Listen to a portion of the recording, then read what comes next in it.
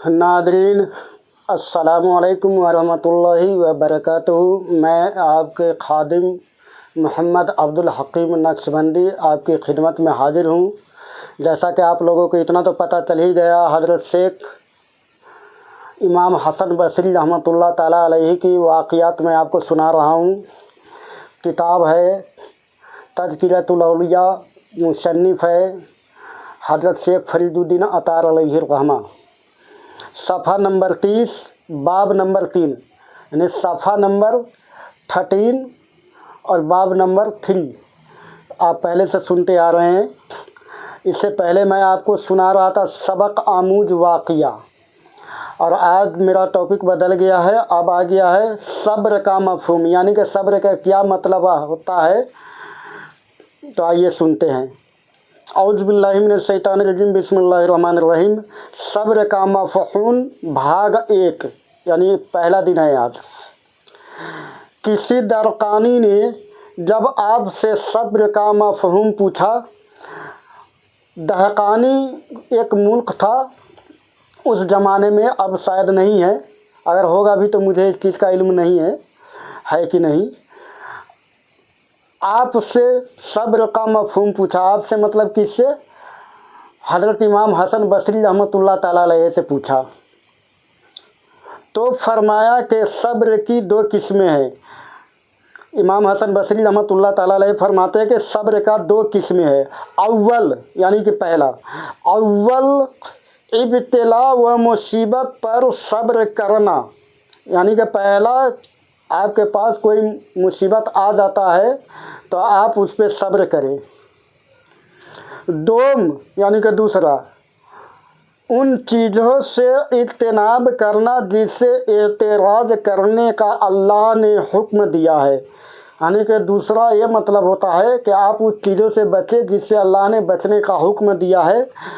आप जो चीज़, जैसे कोई लज्जत वाला चीज़ है, आपकी नफ्स बार बार कह रहा है कि इस तरफ चलो, मगर वो ऐसा चीज़ है जो है तो लजीज, मगर अल्लाह ने उसके नज़दीक जाने से मना किया है, तो उस पर आप सब्र करें। दूसरा मतलब ये हुआ, हुक्म दिया है। बद्दू ने अर्ज़ किया, बद्दू ने मतलब वही दहकानी। बद्दू ने अर्ज़ किया कि आप तो बहुत बड़े जाहिद है। फरमाया कि मेरा जहाद तो आखरत की रगबत की वजह से है और सब्र बेसब्री की वजह से। बदवी ने कहा कि मैं आपका मफ़हूम नहीं समझा। फरमाया कि मुसीबत या इताअत खुदाबंदी पर मेरा सब्र करना सिर्फ़ नारे जहन्नम की खौफ की वजह से है, और उसी का नाम जगह है, और मेरा तक़वा महज रागबत आखरत में अपना हिस्सा तलब करने की वजह से है, न कि सलामती जिस्म और जान के लिए। और साबिर वह है जो अपने हिस्सा पर राज़ी रहते हुए आखरत की तलब न करे, बल्कि उसका सब्र सिर्फ़ जाते इलाही के लिए हो, क्योंकि इखलास की अलामत यही है। तो हज़रात आप लोग समझ गए होंगे, फिर भी मैं थोड़ी सी आपको समझा देता हूँ, क्योंकि कहीं कहीं ऐसा कुछ लफ्ज़ है जो हर आदमी को पता नहीं है। जैसा कि आपने फरमाया, मुसीबत या अताअत खुदाबंदी पर मेरा सब्र करना सिर्फ़ नारे जहन्नम के खौफ की वजह से है। यानी कि आप तो सिर्फ इसलिए सब्र कर रहे हैं कि सिर्फ़ आपको नारे जहन्नम की खौफ से है जगह के। और मेरा तक़वा महज रागबत आखरत में अपना हिस्सा तलब करने की वजह से है। यानी कि जो आपके हिस्से का है वो आखरत में आपको मिलेगा। आप इस पर सब्र करें, ज़्यादा की ज़रूरत नहीं है आपको। अल्लाह बख्शने वाला है और वही मकाम व मरातिब को, अज़मत को बढ़ाने वाला है। अगर हमारी और आपकी एक अदा भी पसंद आ गया अल्लाह के बारगाह में, तो जो मेरे हिस्से का नेकिया है वो मुझे मिलेगा, उस पर आपको सब्र करना है। ذات الہی کے لیے ہوں گے اختلاف کی علامت، یعنی کہ آپ جو بھی صبر کرے ذات الہی کے لیے کریے، نہ کہ اپنے فائدے کے لیے کریے۔ جب آپ اپنے ذات الہی کے کریں گے تو روز محشر آپ کو اس کا فائدہ خود اپنے آپ مل جائے گا۔ اللہ خود دینے والا ہے، اللہ کسی کے ساتھ ناانصافی نہیں کرتا۔ آئیے آگے بڑھتے ہیں۔ ارشادات، یہاں سے ارشادات ہے۔ آپ نے ارشاد کیا فرمایا، یہ چیز سنیے۔ ارشادات فرمایا کہ انسان کے لیے ضروری ہے کہ وہ نافع علم، اکمل علم، اخلاص و قناعت اور صبر جمیل حاصل کرتا رہے، یعنی کہ وہ علم حاصل کرے، بلند مراتب حاصل کرے، اور جو کچھ اللہ دے رہا ہے آپ اس پہ صبر جمیل حاصل کرتے رہے۔ اگر آپ صبر جمیل حاصل کریں گے تو آپ کو مقام و مراتب سے بھی نوازا جائے گا۔ صبر جمیل حاصل کرتا رہے، اور جب یہ چیزیں حاصل ہو جائے تو اس کے اخروی ریادت کا اندازہ نہیں کیا جا سکتا، یعنی کہ آخرت میں ان کو کیا نوازا جائے گا جس کا اندازہ نہیں کیا جا سکتا۔ جب آپ صبر جمیل کر لیں گے تو نہیں کیا جا سکتا۔ فرمایا کہ بھیڑ بکریاں انسانوں سے زیادہ باخبر ہوتی ہے، کیونکہ چرواہے کی ایک آواز پر چرنا چھوڑ دیتی ہے، اور انسان اپنی خواہشات کی خاطر احکام الہی کی بھی پرواہ نہیں کرتا، اور صحبت بد انسان کو نیک لوگوں سے دور کر دیتے ہیں۔ حضرات، اب میں سمجھتا ہوں کہ آپ سمجھ گئے ہوں گے، بس یہ میں تھوڑا سا سمجھا دوں۔ بد انسان کو نیک لوگوں سے دور کر دیتے ہیں، یعنی کہ آپ کی اگر صحبت اچھے ہے تو آپ اچھے لوگوں سے صحبت رکھیں گے، ظاہر سی بات ہے۔ اگر آپ کی بدنیکی ہے، آپ کا صحبت اچھا نہیں ہے، تو آپ کو اچھے لوگوں سے بھی وہ صحبت دور کر دے گا، اس لیے اچھے صحبت میں رہے، برے صحبت سے بچے۔ فرمایا کہ اگر مجھے کوئی شراب نوشی کے لیے طلب کرے تو میں طلب دنیا سے وہاں جانے کو بہتر تصور کرتا ہوں۔ فرمایا کہ معرفت خصوصیت و اناعت کو ترک کر دینے کا نام ہے، کیونکہ جنت محض علم سے نہیں بلکہ خلوص نیت سے حاصل ہوتے ہیں، اور جب اہل جنت کا مشاہدہ کریں گے تو 700 سال تک محویت کا عالم اطاری رہے گا، کیونکہ جمال الہی کا مشاہدہ کر کے وحدت میں غرق ہو جائیں گے، اور جلال الہی سے ہیبت طاری ہو جائے گی۔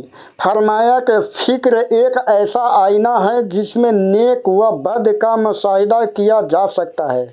فرمایا کہ جو قول مصلحت آمیز نہ ہو اس میں شر پنہاں ہوتا ہے، اور جو خاموشی خالی از فکر ہو اس کو لہو و لعب اور غفلت سے تعبیر کیا جاتا ہے۔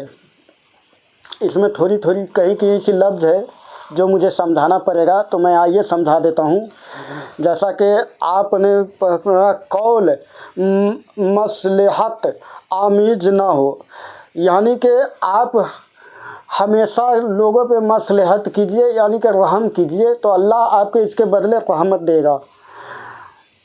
اس میں سرپناہ نہ ہوتا ہو، یعنی کہ اگر اس میں گھمنڈ نہ ہو اور غرور نہ ہو تو اللہ اس کا اجر بہتر دے گا۔ جو خاموشی خالی رنج فقر ہو اس کو لہو و لعب اور غفلت سے تعبیر کیا جاتا ہے، یعنی کہ اگر اس میں آپ کا تقوی نہیں ہے، پرہیزگاری نہیں ہے، आप सिर्फ लोगों को कहते हैं और खुद उस पर अमल नहीं करते हैं तो उसको गफलत कहा जाता है। यानी आप जानते तो है कि ये रास्ता गलत है, लेकिन फिर भी आप उससे परहेज़ नहीं करते, लोगों को कहते हैं कि आप परहेज़ करो, तो इसको गफलत कहते हैं। आप खुद तो गफलत है मगर लोगों को कह रहे हैं कि आप ये काम ना करें, ये बुरा काम है। फरमाया तो राह में है कि काना शख्स, यानी आपने फरमाया तौरात में है कि काना शख्स मखलूक से बेनियाज हो जाता है और जिसने गोशा नशीनी इख्तियार कर ली वह सलामत रहा। इमाम हसन बसरी रहमतुल्लाह ताला पर अलैहि फरमाते हैं कि तौरात में लिखा है कि काना शख्स मखलूक से बेनियाज हो जाता है और जिसने गुस्सा नशीनी इख्तियार कर ली वह सलामत है। मतलब काना मतलब कौन हो? हकीकत में काना नहीं, काना वो है जो है तो आँख सलामत मगर देखता एक तरफ है, एक आँख से है, आप दूसरे पहलू को नहीं देखते हैं। तो तौरात में उसी का मिसाल दिया गया है कि ऐसे लोगों को बेनियाज हो जाता है, यानी कि ऐसे लोग मखलूक से बेनियाज हो जाता है। जिसने गोशा नशीनी इख्तियार और कर ली वह सलामत है, यानी कि जिसने गोशा नशीनी मतलब यह होता है कि आप अलहदा इख्तियार कर लिया, आप लोगों से मिलना जुलना छोड़ दिए, भीड़ भाड़ में रहना छोड़ दिए और किसी एक हुजरे में, एक कमरे में बंद होकर के आप अल्लाह के राज़ी करने के लिए इबादत कर रहे हैं, रसूलुल्लाह के सुन्नत पे अमल कर रहे हैं, नफिल पढ़ रहे हैं, फ़र्ज पढ़ रहे हैं, तकवा परहेजगारी। आप अगर बाहर निकलना बंद कर देंगे, गोशा नशीनी हो जाते हैं तो आपके झूठ बोलने की ज़रूरत नहीं पड़ेगा, गिबत करने की ज़रूरत नहीं पड़ेगा, क्योंकि आप अल्लाह अल्लाह में लगे रहेंगे। तो इसी को कहते हैं कि गोशा नशीनी इख्तियार कर ली वह सलामत है, यानी कि वो लोग सलामत हो गया। और जिसने नफसानी ख्वाहिशात को तर्क कर दिया वह आज़ाद हो गया, यानी नफसानी ख्वाहिशात मतलब आपको कहीं लज्जत दिख रहा है मगर आप उसको तर्क कर दिया, आपको शैतान भटका रहा है, क्योंकि नफ्स एक हमारे जिस्म में ऐसा है, इंसानों के जिस्म में, जो वो शैतानी काम कराना चाहता है, हमें फरेब के तरफ ले जाता है। अगर आपने उससे महफूज हो गया तो आपकी ज़िंदगी सफल हो गई। जिसने हद से इज्तिनाब किया उसने मोहब्बत हासिल कर ली, यानी कि जिसने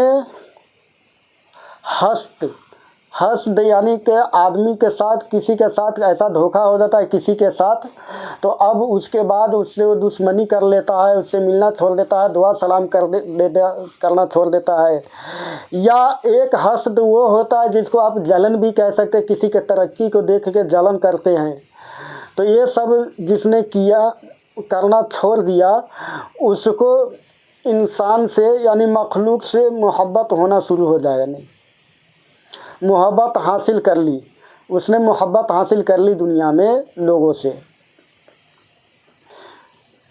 तो आज के लिए यही, आज बहुत लंबा टॉपिक हो गया, मैं माफ़ी चाहता हूँ, लेकिन आप लोग वीडियोस पूरा देखा करें।